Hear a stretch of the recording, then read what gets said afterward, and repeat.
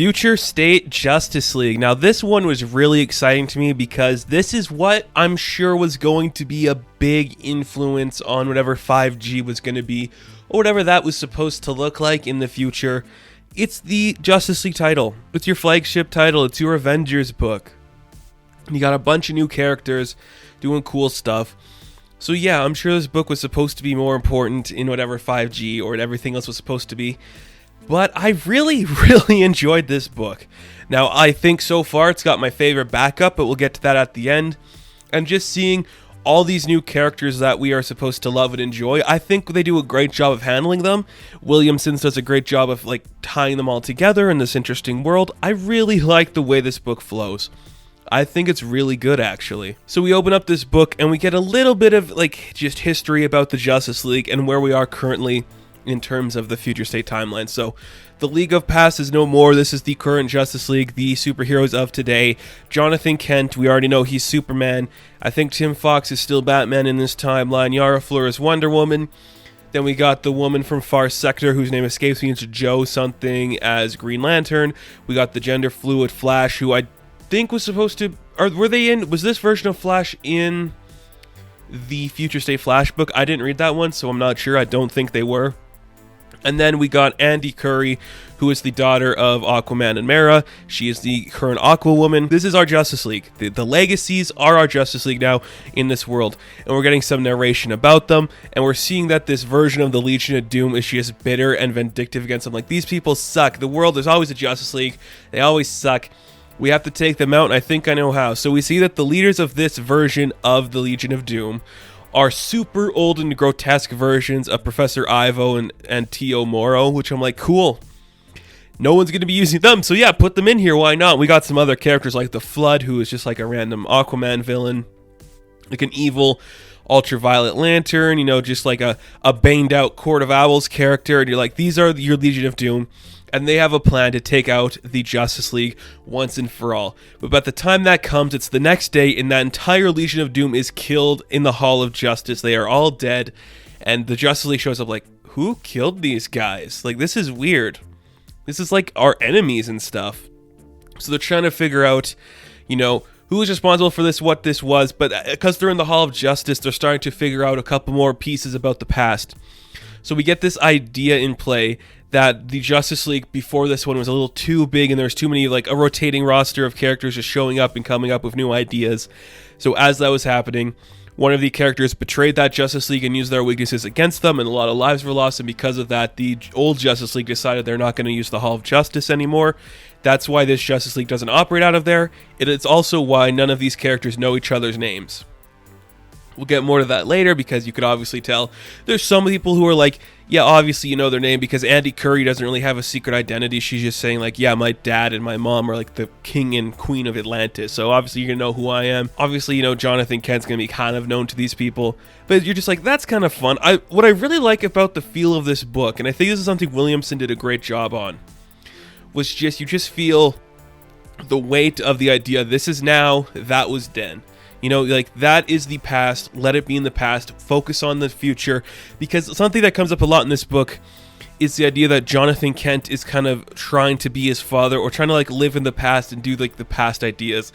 And that doesn't always work. And of course it doesn't, because when you have a world like this, there's going to be things at fault and things happening all the time, which is kind of interesting. I really like that idea. So we learn about the past of the Justice League, and we get this idea that the team doesn't really have a fortress or a place they get together to talk or hang out or just deal with things. So they decide once the mission's done, they're going to go their separate ways.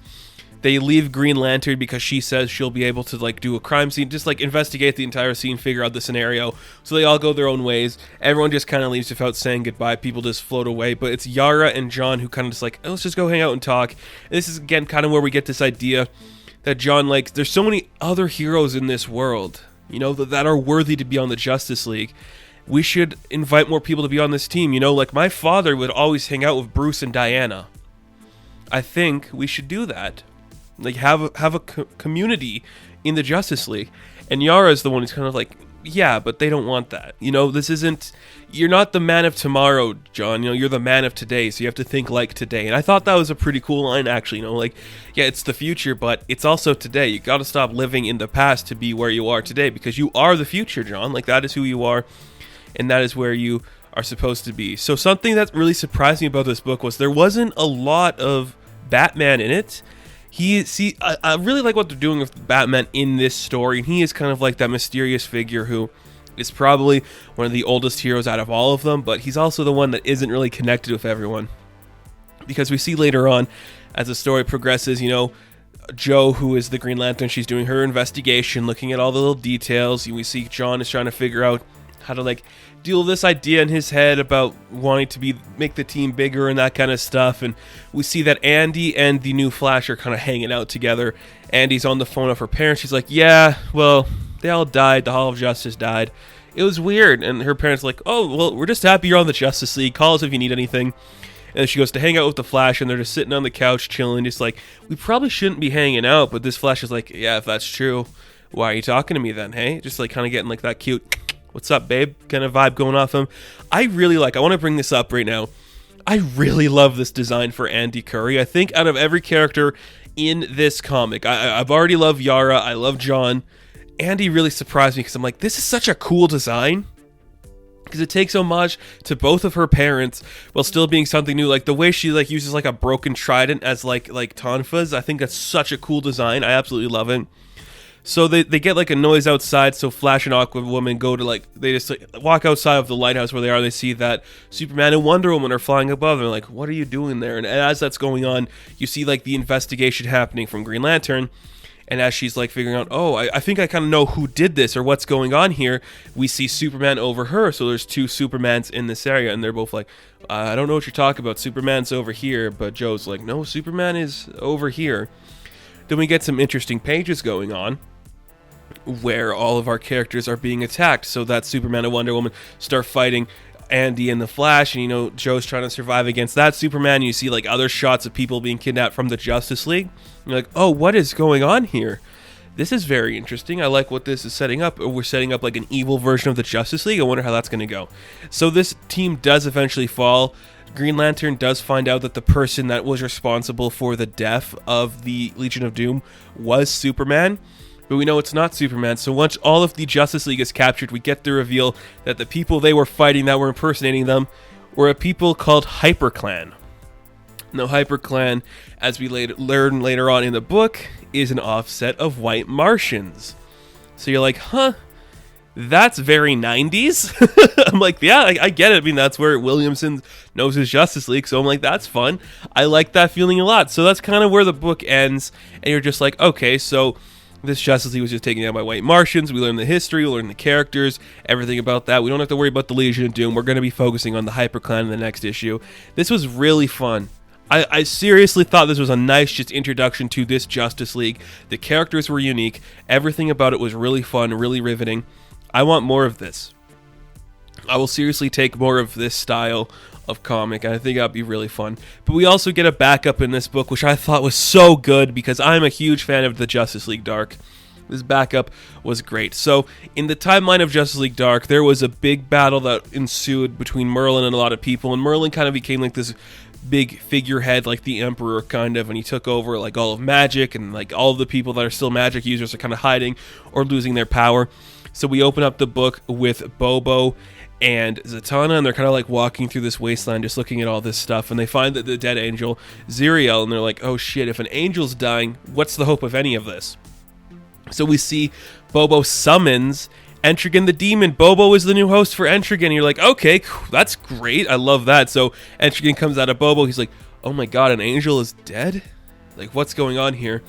Z gives him this magic necklace thing. He's like, we have to figure out a way to stop this from happening. We probably could have won the war if you helped us, Entrigan. And that's where I'm like, this is an Entrigan book. That's really weird too. Okay, cool.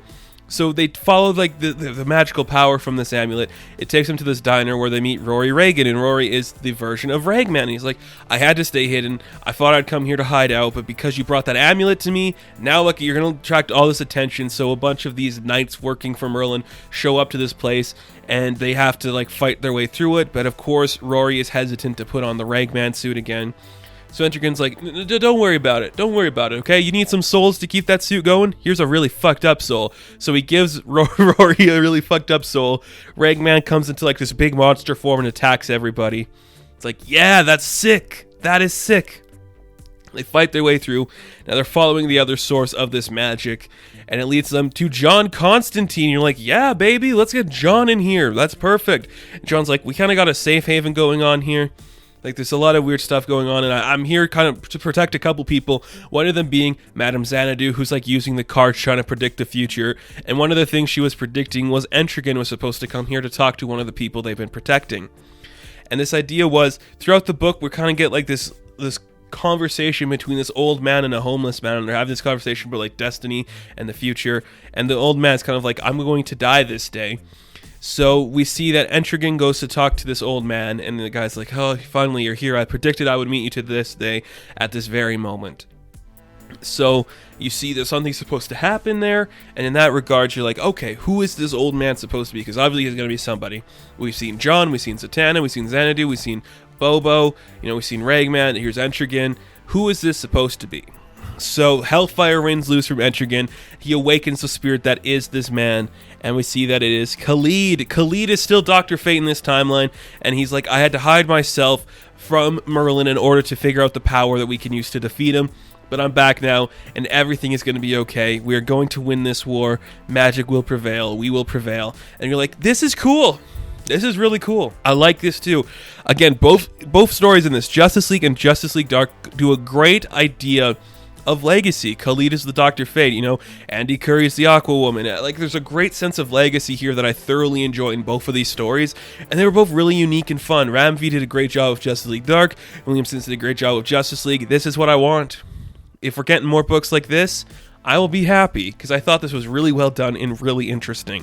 It holds up really well, I will say. I'm very pleasantly happy with everything this book did. So, Future State, Justice League issue number 1, I'm going to give a 10 out of 10. That's right. Thank you guys so much for watching this review. Be sure to like and subscribe to the channel. As always, you can check me out on Instagram, Patreon, Twitter, all that good stuff, and I will catch you in the next one. Have fun. Stay safe. Good luck.